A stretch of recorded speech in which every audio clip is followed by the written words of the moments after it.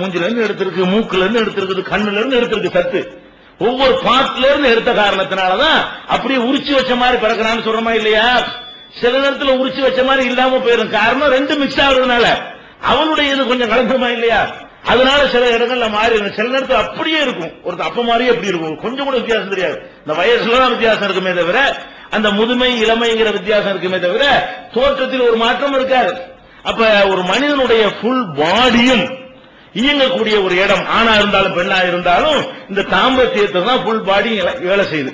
இந்த தாம்பத்தியத்தை சரியாக அவங்க இல்லற வாழ்க்கையில் ஈடுபட்டு சந்தோஷம் அனுபவிப்பார்களே ஆனால் முதலாவதாக கிடைக்க நன்மை என்ன தெரியுமா? நம்ம மனிதன் மூளையை கொண்டுதானே மனுஷன். மூளையினால நம்ம பகுத்தறிவுக்கு போயிட்டா நம்ம சிந்தனையில சிறந்தவன் சொல்லிட்டு இருக்கிறோம். இந்த மூளை திறன் அதிகரிக்கணுமா இல்லையா? நமக்கு மூளை திறன் தாம்பத்தியத்தினால் அதிகரிக்கும். தாம்பத்திய வாழ்க்கையினால என்ன அதிகரிக்கும்? மூளை திறன் கூடும் அப்படின்னு சொல்லி ஒரு எலிகளை வச்சு ஆராய்ச்சி பண்றான். எலிகளை வைத்து சில எலிகளை பெண் எலியோட சேராம தனியா கொஞ்சம் எலி வச்சு போடுறான். கொஞ்சம் எலி என்ன பண்றான்? பெண் எலியோட சேர்றதுக்குன்னு அதை கூட ரெண்டு மூணா பிரிக்கிறான்.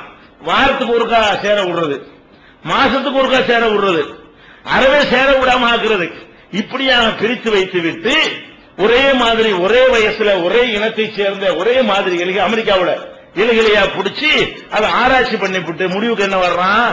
எந்த எலிகள் கட்டுப்பாடு இல்லாம சுதந்திரமா அவங்களுடைய ஜோடிகளோட விடப்படுகிறதோ அந்த மாதிரியான எலிகள் எல்லாம் மூளை வளர்ச்சி அதிகமாக இருக்கிறது, மூளை திறன் நல்லா இருக்கிறது, சுறுசுறுப்பாக செயல்படுகிறது, அப்படி கூணி கூறி இப்படி நிக்கிறது இல்ல.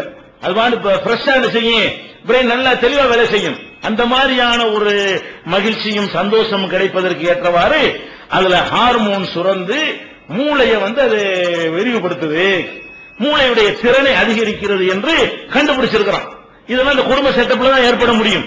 அந்த மாதிரியான எலிகளை வைத்து ஆராய்ச்சி பண்ணி என்ன செய்யறான்னு கேட்டா மூளை வளர்ச்சி கூட சில பெண்களை பாத்தீங்கன்னா கல்யாணம் அவருக்கு ஒண்ணுமே இருக்காது. ஒரு வாரத்தில் பாத்தீங்கன்னா பேசுற பேச்சையும் அந்த தெளிவையும் பாருங்களேன், அந்த அவளுக்கு ஒரு வாரத்தில் முத்து போய் ரொம்ப மூளை ஒரு பெரிய ஒரு 50 வயசு ஆளுடைய அளவுக்கு பேச ஆரம்பிச்சிருவாங்க. ஏன்? அந்த மூளைக்கு அவ்வளவு பெரிய ஒரு தெளிவு எதனால கிடைக்கிறது? இந்த இல் வாழ்க்கையினால கிடைக்கிறது என்பதையும் இப்ப கண்டுபிடிச்சிருக்கிறாங்க. அதே மாதிரி முழு உடலும் இயங்கக்கூடிய ஒரு ஒர்க்கா இருக்கிற காரணத்தினால அதிகமான கலோரி செலவாகும். இப்ப நடக்கிறோம்னு வைங்களேன், கொழுப்பு ஜாஸ்தியா போச்சு நடப்பான்னு சொல்லி டாக்டர் சொல்லுவாரு. 1 மணி நேரம் நடப்போம். என்ன 1 மணி நேரத்தில் என்ன குறைஞ்சிட போகுது? 300 கலோரி 500 கலோரி குறையும். பெரிய அளவுல நம்ம கொழுப்புலாம் குறைஞ்சிடாது. ஒரு 5-6 மணி நேரம் நடந்தா தான் அது ஒரு போதுமான அளவுக்கு இருக்கும். அப்ப இதுல அப்படி நடந்தால் கூட என்ன வேலை செய்யும்? கை காலு ஹார்ட் ரத்தம் சில வேலைகள் செய்யும். ஒவ்வொரு அணு வேலை செய்யுமா? ஒவ்வொரு அணு நரம்புல உள்ள ரத்தம் வேலை செஞ்சுட்டு இருக்குமே தவிர ஒவ்வொரு அணுவும் வேலை செய்யுமா? செய்யாது. இது தாம்பத்தியத்தில் இருக்கும் பொழுது அதிகமான கலோரிகள் எரிக்கப்படுற காரணத்தினால நிறைய இந்த கொலஸ்ட்ரால் சம்பந்தப்பட்ட பிரச்சனைகள் எல்லாமே சால்வ் ஆயிருமா? இந்த தாம்பத்தியம் மட்டும் ஒழுங்கா போய் கொண்டிருந்தா. இன்னைக்கு தான் இந்த கொலஸ்ட்ரால் பிரச்சனை, இந்த மன அழுத்தம், ரத்த அழுத்த பிரச்சனை எல்லாம் இருக்கு. அதுக்கெல்லாம் நீங்க காரணம் என்னன்னு பாத்தீங்கன்னா அவங்களுடைய இல்லற வாழ்க்கையில சில பிரச்சனைகள் இருக்கும். இல்லற வாழ்க்கையில என்னவாயிருக்கு? ஒருத்தர் அதை புரிந்து கொள்ளாம ஒரு ஆண் எப்படி நடக்கணும் ஆம்பளைக்கு தெரிய மாட்டேங்குது, ஒரு பெண்ணை எப்படி நடக்கணும் பெண்ணுக்கு தெரிய மாட்டேங்குது. இந்த மாதிரியான காரணத்தினால அவங்களுக்கு மேற்பட்ட அந்த விரிசல் என்னத்தை ஏற்படுத்துது? அவங்களுக்கு கொழுப்பு அதிகரிக்க செஞ்சு அதனால கொழுப்பு அதிகரித்தால் என்ன ஆயிரும்? ரத்த குழாயில் அடைச்சிக்கிறமா இல்லையா?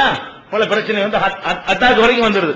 அப்ப என்ன சொல்றான்னு கேட்டா அதிகமான கலோரிகள் எரிக்கப்படுறது இல்லறத்துல ஈடுபடுற காரணத்தினால அதிகமான கலோரிகள் செலவாகிறதுனால அவங்களுக்கு கொழுப்புகள் குறைகிறது.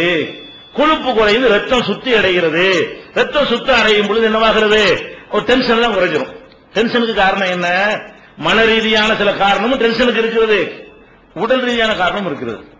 டென்ஷன் ஆத்திரம் வருதுல ஒருத்தனுக்கு, அவனை மனசை பாதிக்கிற மாதிரி சில சம்பவங்கள்னாலேயே அவனுக்கு டென்ஷன் வந்துடும். உடம்புல உள்ள உறுப்புகள் ஒழுங்கா வேலை செய்யாட்டி தலைவலியா இருந்தா டென்ஷன் இல்ல உங்களுக்கு பார்த்தான் செய்யும். ரத்தம் எல்லா பக்கம் சப்ளை ஆகும்போது ஒரு குறிப்பிட்ட பகுதியில் ஒழுங்கா சப்ளை ஆகலன்னா டென்ஷன் ஆகுமா இல்லையா? அப்ப உடல் ரீதியாக சில இடையூறுகள் இருந்தால் அவனுக்கு ஆத்திரம் வரும். ஒரு மாதிரி வாய்ப்பு பிடிப்பு மாதிரி இருக்குன்னு அஸ்ஸலாமு அலைக்கும் அலைக்கும் சலாம் சொல்ல மனசு வரும். இதுதான் கடுப்பா இருக்கு, படப்பட அப்ப டென்ஷன் வருதா இல்லையா? ஏதாச்சும் ஒரு பிரச்சனை வந்துச்சுன்னு சொன்னா அவனுக்கு டென்ஷன் ஆகி போயிடும் உடல் ரீதியா. மனது ரீதியா பிரச்சனை வந்தால் டென்ஷன் வரும். அப்ப இந்த உடல் ரீதியான டென்ஷன் இது குறைக்கும், மன ரீதியான டென்ஷன் இது குறைக்காது. அந்த தாம்பத்தியத்தில் ஈடுபடுவதன் மூலமாக உடல் ரீதியான அந்த கொழுப்பு, இந்த அடப்பு, கழிவுகள் எல்லாம் போய்விட்ட காரணத்தினால நல்ல டென்ஷன் இல்லாம ஒரு அமைதியான ஒரு நிலையை மனுஷனுக்கு உண்டாக்குது என்பதையும் விஞ்ஞானிகள் என்ன செய்யலாம், ஆய்வு செஞ்சு கண்டுபிடிச்சிருக்கிறான். அந்த ஒரு நன்மை கிடைக்கிறது. அதுக்கப்புறம் ரத்த அழுத்தம் சீராகி போயிடும். ரத்த அழுத்தம் இருக்கு இல்லையா, இல்லாம சீரா வேலை செய்ய ஆரம்பிச்சிடும். அதுல குறைவு இருந்தா அங்க பஞ்சாயத்து ஆகி போயிடும். அடுத்து என்ன, இந்த இல்லறத்தில் ஈடுபடக்கூடிய நேரத்தில் அந்த அதிகமான உடல் முழு அந்த நேரத்தில் வரக்கூடிய வேர்வையும் வேற வேற வேலை செய்வதனால் ஏற்படுற வேர்வை இருக்குல்ல, அதுக்கும் கூட வித்தியாசம் இருக்குங்கிறாங்க. ஒரு மம்பட்டி பிடிச்சி வெட்டுறீங்க, ஒரு கோடாலி எடுத்து வெட்டுறீங்க, அதனால உங்களுக்கு மூட்டை தூக்குறீங்க, வேர்வை வரும். இந்த வேர்வைக்கும் இல்லறத்தில் ஈடுபடும் பொழுது வரக்கூடிய வேர்வைக்கும் வித்தியாசம் இருக்கிறது. அது ஒட்டுமொத்த உடம்புடைய அனைத்து பகுதியிலிருந்தும் அந்த உப்புகளும் அந்த கழிவு நச்சு பொருள்களையும் வெளியேற்றுகிறது. அந்த நேரத்தில் வரக்கூடிய அந்த வேர்வையில பாடியில் இருக்கக்கூடிய நிறைய கழிவான பொருள்கள் எல்லாம் அதன் மூலம் வெளியேறுகிறது. அப்ப என்னவாயிருது, ரொம்ப சுத்தமான ஒரு நிலையை நோக்கி மனுஷன் வந்துடுறான். அழகா தூக்கம் வர்றதுனாலதான் இந்த தாம்பத்தியில் ஈடுபட்டவர் நல்ல ஒழுங்கான முறையில் செஞ்சாங்கன்னா படுத்து தூக்கம் வராம மோட்டை பார்த்து இருக்க வேண்டிய அவசியம் இருக்காது. அழகான முறையில் தூக்கம் வரும். அது மாதிரி நிம்மதியை தரும் சொல்றான். அதே மாதிரி இப்ப கூட விளையாட்டு வீரர்கள் என்னஞ்சாங்க, ஒழுங்கா விளையாடல அதுக்கு இப்ப ஆராய்ச்சி பண்ணி கண்டுபிடிச்சிருக்கிறான். இவன் விளையாட்டுன்னு ஆக்கி வேற எதுலையும் சிந்தனை இல்லாம ஆக்குனதுனாலதான் அவன் ஈடுபட மாட்டேங்கிறான் ஒழுங்கா. அவனெல்லாம் டெஸ்டுக்கு உண்டாக்குன்னு டெஸ்ட் பண்ணி எடுத்தா அவன் என்ன கண்டுபிடிக்கிறாங்க, இவங்க ஜோடியை பிரிஞ்சிருக்கிறது தான் காரணம். விளையாட்டுல ஆரம்பிச்சா என்ன செய்யறான், உடற்பயிற்சின்னு மாச கணக்குல உடற்பயிற்சின்னு சொல்லிட்டு மாச கணக்குல என்ன செய்யறான், அது உடம்பையே கவனிக்கிறான். அவனுக்கு தப்பா யாரும் சொல்லி கொடுத்து விட்டாங்க, குடும்ப வாழ்க்கை ஈடுபட்ட சத்துலாம் போயிடும், அப்படி தப்பா சொல்லி அப்படிலாம் ஒன்றும் போயிடாது. அவனுக்குதான் அவனுக்கு தப்பா சொல்லி கொடுக்கப்படுது. குடும்ப வாழ்க்கையில் ஈடுபட்டு வை, அந்த பாடி அப்படி இருக்காது, ஸ்ட்ராங்கா இருக்கு, அவனுக்கு வேலை செய்ய முடியாது என்றெல்லாம் சொல்லி கொடுத்தவன அடுத்த விளையாட்டு நம்ம ஜெயிக்கணும் என்று நினைத்து கொண்டு அவனாவும் தவிர்க்கிறான். பயிற்சிங்கிற பேர்ல அந்த கோச்சு கொடுக்கக்கூடியவர்களும் தவிர்க்க வைக்கிறார்கள். அதனால தோத்து போயிடுறாங்க நிறைய இடத்துல.